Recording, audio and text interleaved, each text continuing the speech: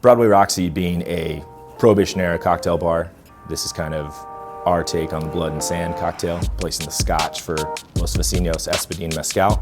My name is Cody Wade. I'm the bar manager here at Broadway Roxy. Name of my cocktail is the Valentino.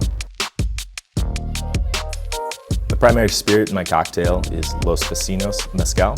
They were founded by 10 families down in Oaxaca, decided to make some mezcal in a local community situation.